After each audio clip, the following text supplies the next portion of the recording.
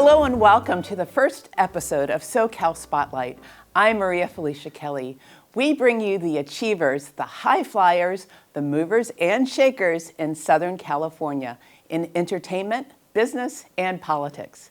And today, I'm excited to kick it all off with the one and only Sean Kanan, an Emmy-nominated actor and Emmy Award-winning producer of Studio City, an Amazon Prime Video series.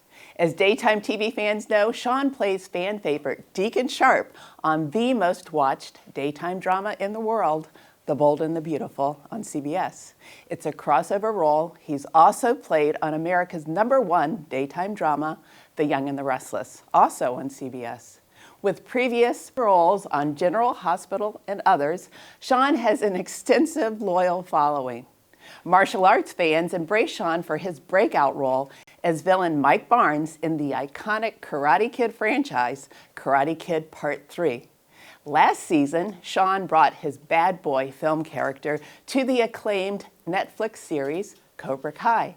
And on top of it all, Renaissance man Sean Kanan is a 4-time author, currently promoting his book series, Way of the Cobra.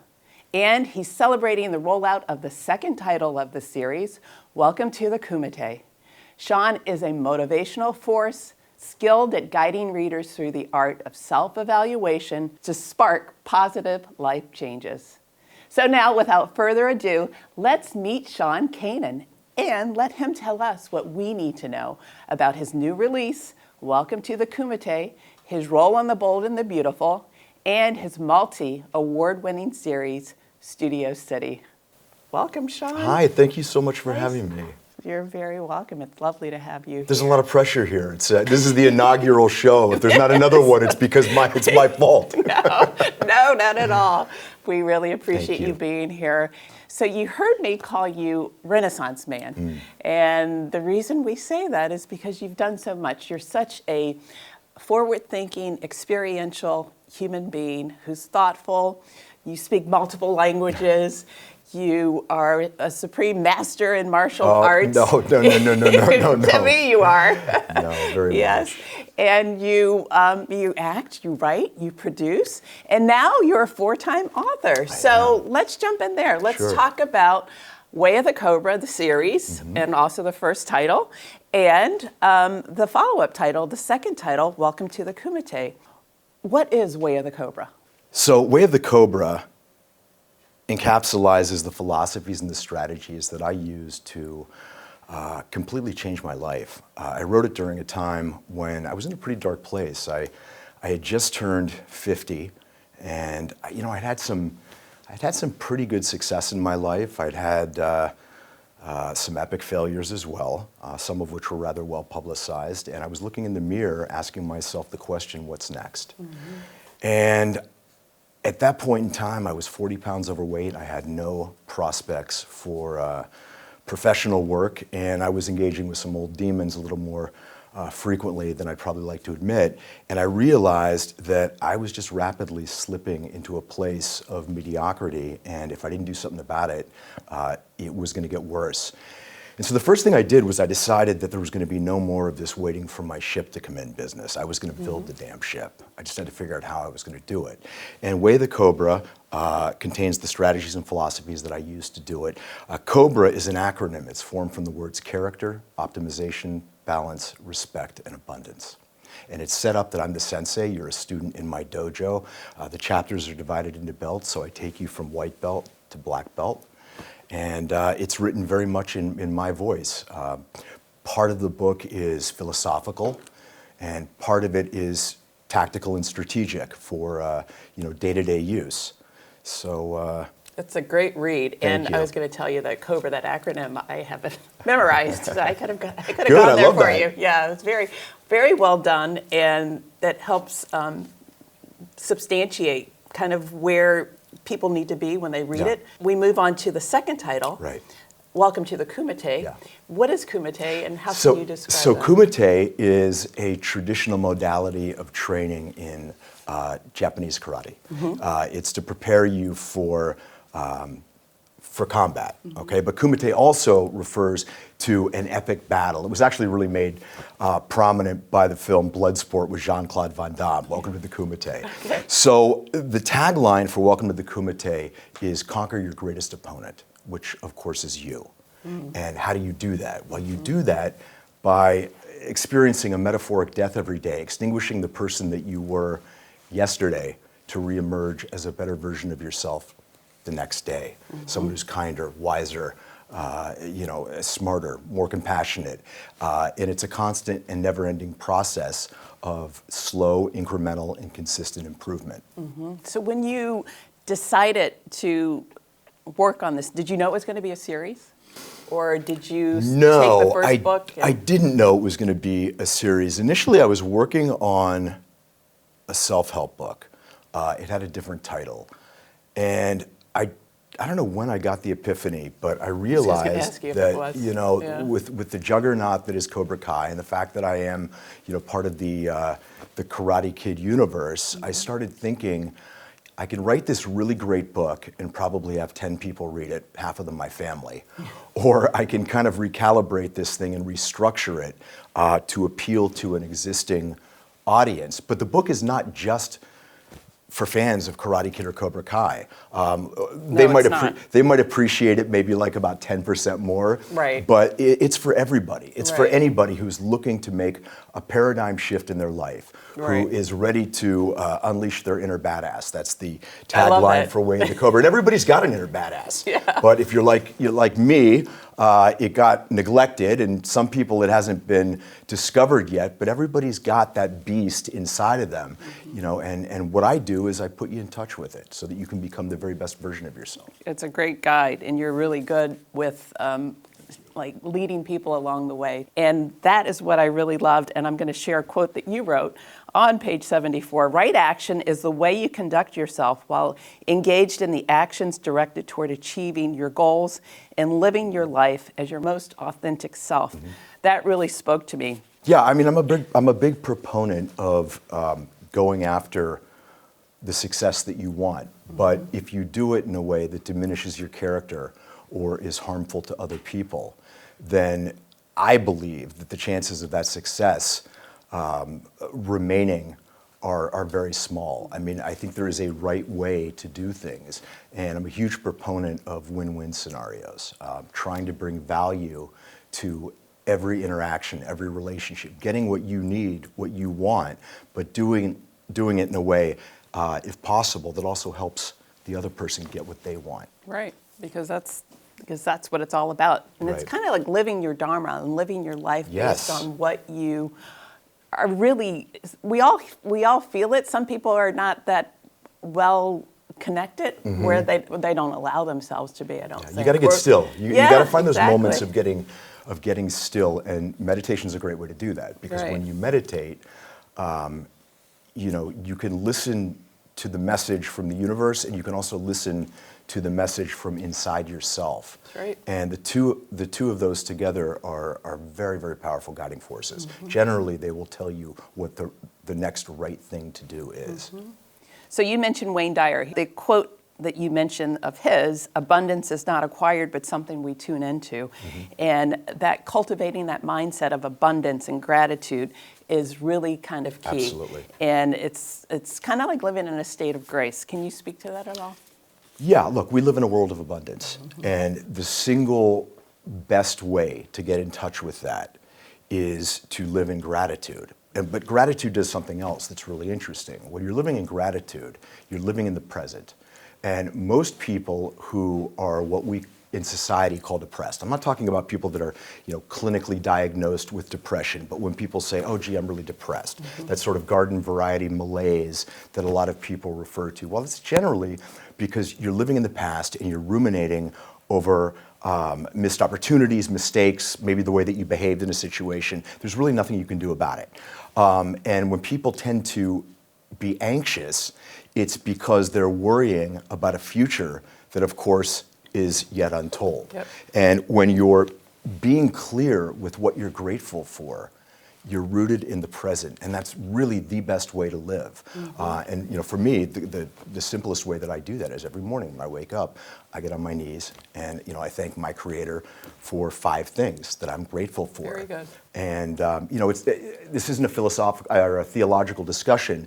If that's if you're somebody that's an atheist, for example, that's fine too. But we can all find a list of 5 things that we're grateful for. And if you can't find 5 things, be grateful that you're alive and breathing and have another day to make a difference. You get another a do-over. I recently interviewed a personal fashion stylist, and as you can imagine, one of her first chores of taking on a new client is to go examine the closet, right? Just the idea of like writing about what she does. And I just had like this anxiety. I'm like, oh my God, she could never come and walk into my closet. It would be horrible. Because I tend to like hang on to things. I have, for an example, my 14-year-old's, the dress that I wore for his first birthday. Things like that are hanging in the closet that really, really deserve to go. Let me reframe this just a little bit.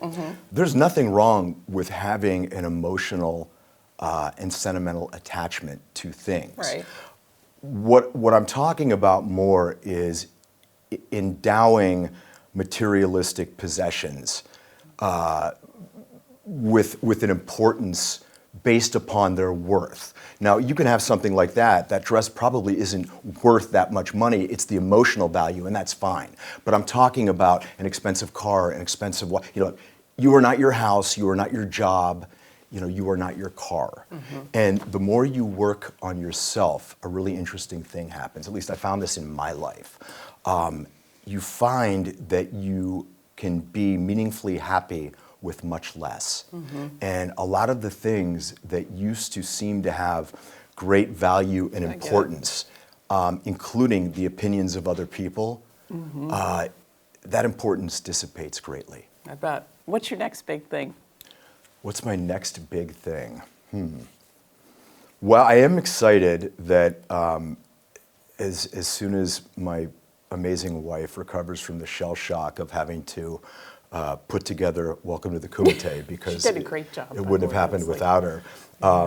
We are at some point going to start the 3rd installment of the Way the Cobra series, which is going to be a book about relationships. Wow. We've managed to have a successful marriage in Hollywood, which was not the easiest thing to do. We're still incredibly passionate and invested in our relationship together after 13 years. It doesn't mean that it's perfect. Every relationship, has growing pains and speed bumps and things like that. But I think we've both learned some things along the way, and we're talking about doing the 3rd book as a relationship-based book. Yeah. That's really cool. So I'm curious real quick about your progression from, I grew up on the East Coast as well, and I had this passion for singing and dancing and acting when I was a kid. And I used to watch The Bold and the Beautiful and The Young and the Restless. My mom watched those for like a hot second. She stopped, and I continued as a teenager. I'll ask her today. She's like, I never watched these. I'm like, yeah, you did. I really appreciate it. Like Gene Kelly in Singing in the Rain and Leslie Caron in American in Paris. And I love Shirley Temple and her tap dancing. I used to love Shirley Temple movies when I was a kid. I still do. Yeah, I know. Yeah, the stars of that's a bygone era. Where there was the studio system, and they would find somebody and they would put them in dance class and elocution class and acting class, and they'd bring them along and they'd groom them and they'd put them in small roles leading to bigger roles. And I always think how amazing that would have been to protect. But as a consequence, the majority of all of the big entertainers knew how to do multiple things. They could sing, they could dance, they could do everything. Can you look back and think that you followed your dharma and you? This is why you are where you are now? Very much so. Very much so. I think you have to be on the lookout for what your dharma is, and it manifests in what brings you joy. If you have a child and that child is always singing, that's chances are that their dharma is not necessarily to be a singer, but to be involved in something that's in the arts, something that's maybe vocally motivated.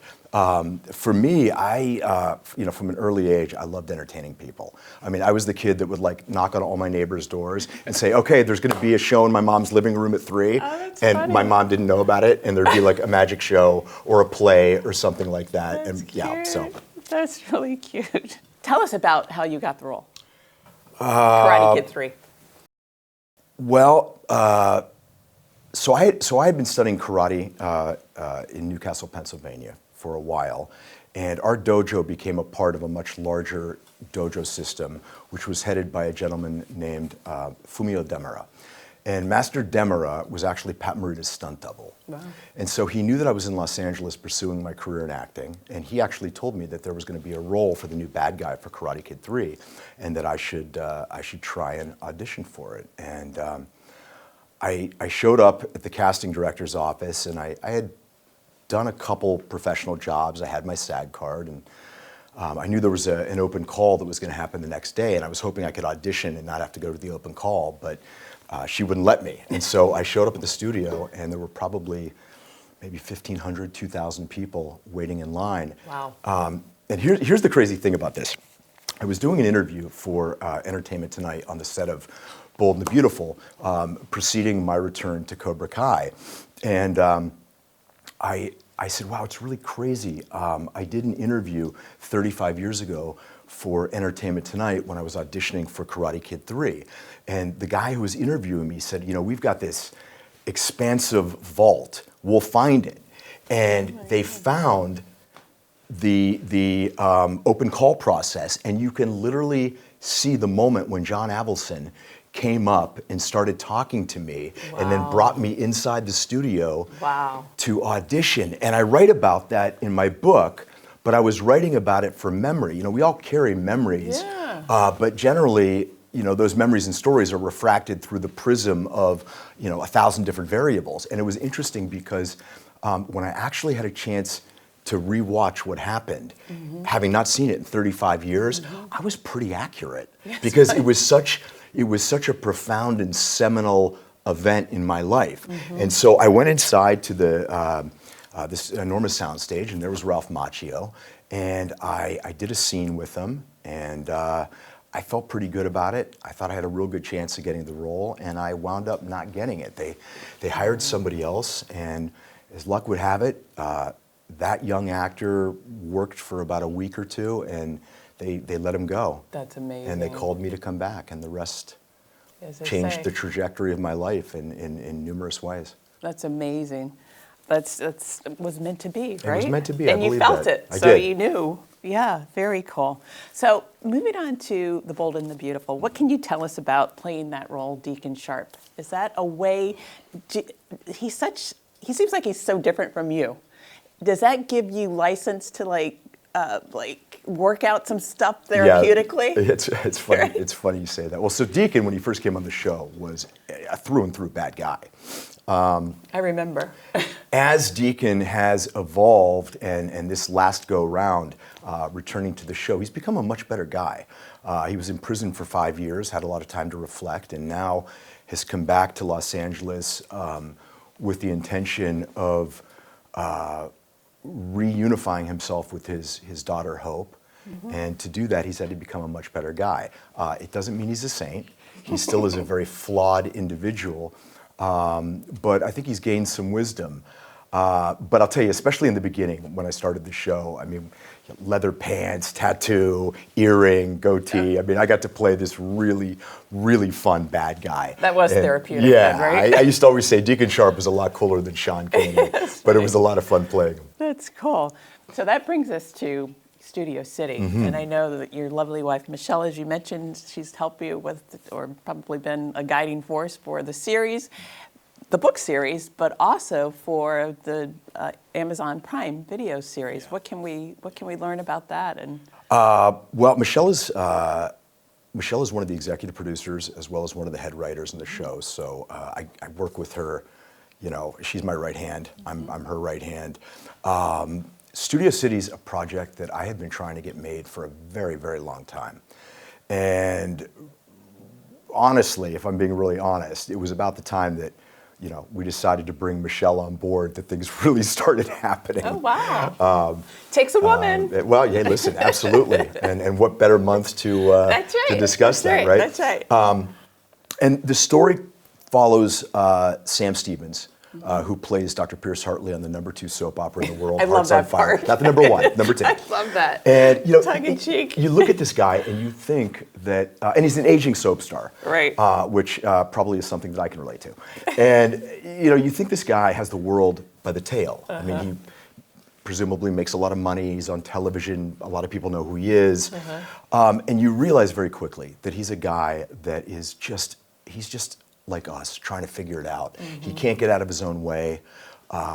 There's a lot of lessons he needs to learn. He's a good guy, but there's things he needs to learn. And it's a fun show because there's a show within a show. There's the soap opera, and then there's the external life that happens outside of the soap opera. And when you're lucky enough to make something, that's a huge achievement in and of itself. Right. And then if you can find an audience for it that likes it, that's amazing. And then if you get some recognition for it, that's icing on the cake. And in our first, 11 episodes, or maybe 17, I can't remember. I think we got 19 Emmy nominations. That's what I was going to ask you. Yeah, What does we it won feel 3. like to have won Emmys? I mean, in multiple ones. It was. That's like amazing. It was an amazing Yeah. feeling.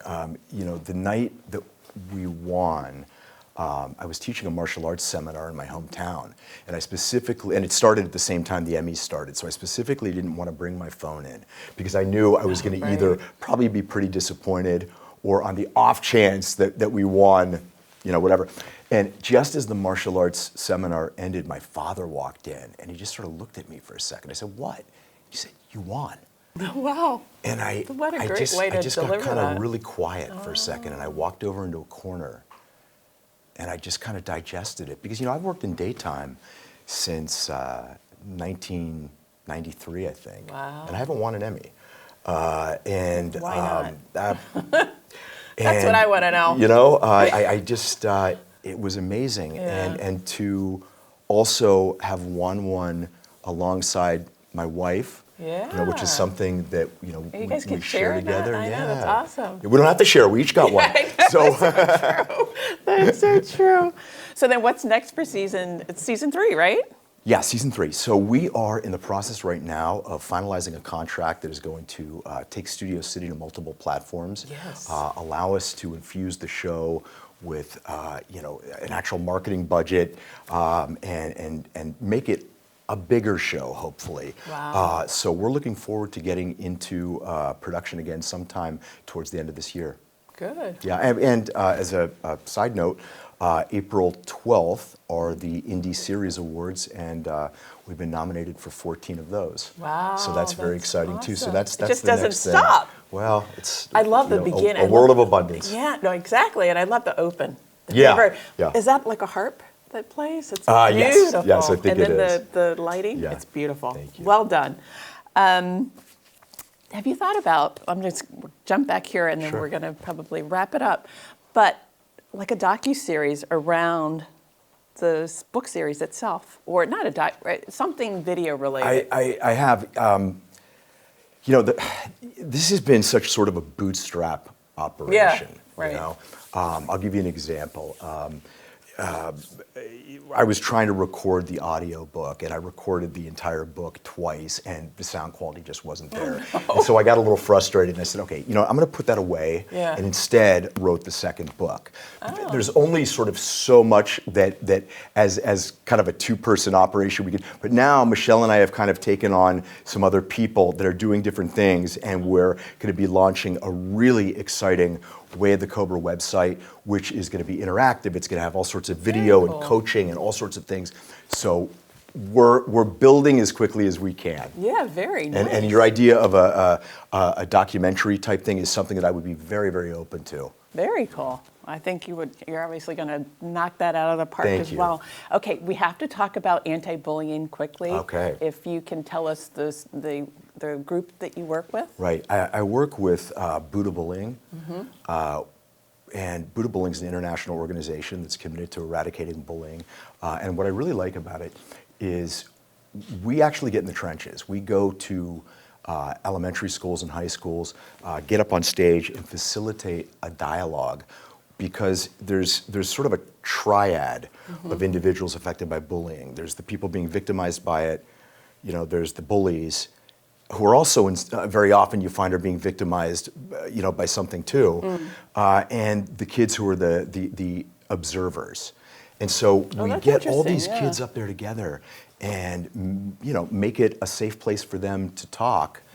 And generally when I go speak, I'll show them a clip from Karate Kid 3 where I'm bullying Daniel LaRusso, and I say, would you believe that scary guy used to get bullied? And the kids can't believe it. And I say, yeah, I used to get bullied when I was a kid. And it opens up the window and gives me an entree to kind of reach them. So it's something I'm really passionate about doing, because it is, it's reached epidemic proportions. Suicide is the fourth leading cause of death among adolescents. And one of the major contributing factors to that is bullying. That's amazing. Yeah. It's a problem, and it's obviously it's important that you've found space in your world to address it. I think the important thing too is that if you're being bullied, it's really important to speak out, to tell somebody, tell a parent, tell a teacher, and if you're a parent or a teacher, that might be the only time that child decides to take a chance and tell somebody. And if it's not met with understanding and openness, they might not take the opportunity to come forward again, and it could result in catastrophic outcomes. Yeah, that is true. It's very sad. So I know your wife, Michelle Kanan, is at the center of your book series and Studio City. And I know that she's won many Emmys, and she has achieved a Palm Springs Walk of Fame star. Is it Walk of Stars? Palm Springs Walk of Fame. Yeah. So she's done so much, and I know that you guys are a team. Absolutely. What is it like to work with a spouse and to experience just a kind of creative success through the things that you do together? It's incredibly rewarding. I have the benefit of having my creative partner with me 24 hours a day, so that if inspiration strikes, we can just talk about it. It's funny, we just moved into a new place, though. We each have our own dedicated offices, so we kind of each go into our office and do our thing, but we're always back and forth. That way. Yeah. No, it's great. It really is. Good. I think one of the best things is that I always can get an honest appraisal of what I'm doing. I don't get it sugar-coated, and vice versa. But also, we both completely have each other's backs. Right. So it's the best of both worlds. Very cool. Yeah. And I want to wrap up with asking you about Welcome to the Kumite. Sure. If there's one particular page in the book, is there one page that really speaks to you that you would want to have as the shining example of what people can take from it? I think, honestly, I would have to say the introduction, because it's very, very honest about my personal life and what was the catalyst for me writing both of the books. And one of the things I talk about in Way of the Cobra is that you must accept responsibility for your life. Your life is your fault. And I lay it out in no uncertain terms, how I got myself into a very difficult place, realizing that I was the only one who was going to be able to save myself. And I feel like that sort of naked honesty is what has allowed me to write the rest of the book from a position of honesty and experience.